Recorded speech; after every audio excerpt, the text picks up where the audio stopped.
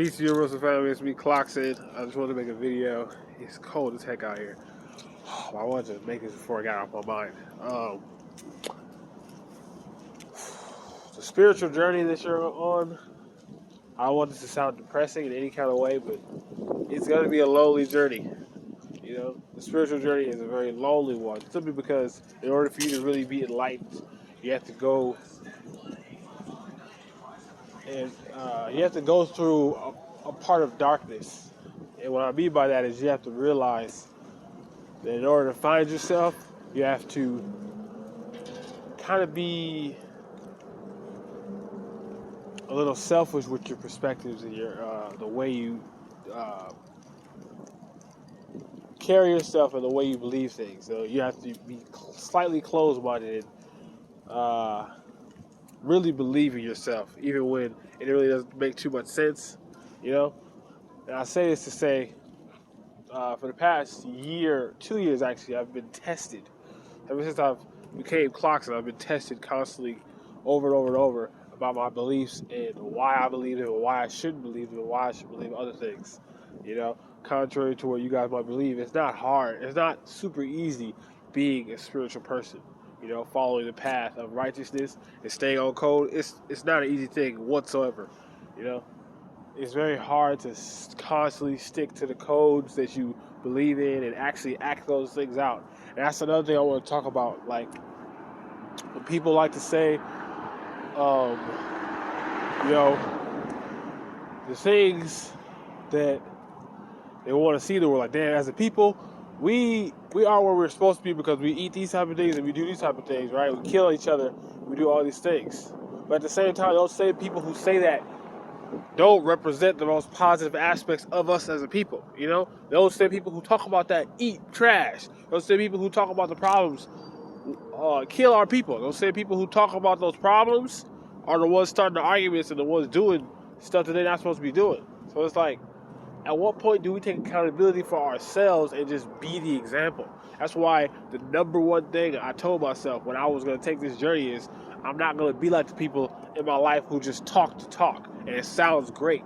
Because I have to be able to see what they're doing in order for me to truly be like, okay, you know what? Well, what they're saying is cool, but the life they're living proves that what they're saying makes sense. You know? That's how I am. If it doesn't make some type of logical sense, you know what I'm saying? Then I'm not really inclined to follow it. You know, it can sound great, cool, but does your life reflect the teachings that you're teaching me? Half the time it isn't. So that's why I told myself, no matter how hard it is, I want to live out the example of what I'm trying to teach to you guys. You know, I want to live out the righteous example. I want to eat as good as I can possibly eat. I'm not perfect, but I at least want to try. You know, I want to try to be the most righteous, the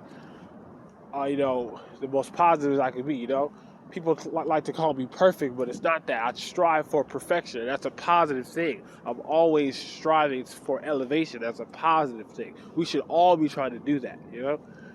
And so what I want to let you guys know is sometimes when you're on your spiritual journey, you're trying your absolute best. You'll still feel like crap because people around you will make you feel like you don't want to listen to them, or you don't want to believe anything other than yourself, and you're narcissistic, or you're too full of yourself. You have this huge ego, but in reality, it's just you standing on code. It's you believing what you believe in because your life has proven that these principles have helped you.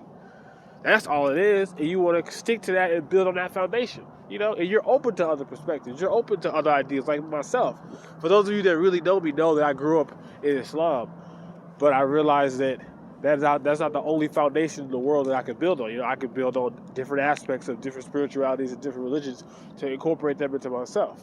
If you guys have been following me on Instagram and on other platforms, you know that I've dwelled into the 5% Nation. You know, I've started learning the Supreme Mathematics, different types of teachings. They're very similar to Islam, but they're quite different. And I found those things very fascinating. And it's helped me grow as a person. I've learned new principles about how to be a man and what a man should do and the foundation he has to set within himself and how that attracts certain types of energies around him. Like, it has changed my life, all because I opened up my paradigm and allowed myself to acquire a certain sense of knowledge of self, you know? You have to be able to know who you are to be able to build on anything. If you don't know who you are, you're stuck. and you let everyone else's perceptions control who you are. The people around you who are always in your ear tell you these things, they influence you to the point to where you forget the type of person you're trying to be.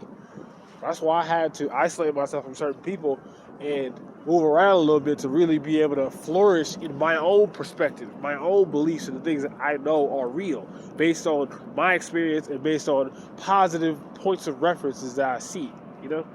So, but regardless of how great all that stuff sounds, it's a lonely journey, because even the people closest to you will make you feel like you're not doing the right thing, or that you're crazy, or that you're all in your ego, or that you're selfish for believing these things, you know? And they don't make too much sense, because you might not be able to explain it to them in the best way, but you know in your heart that it's true.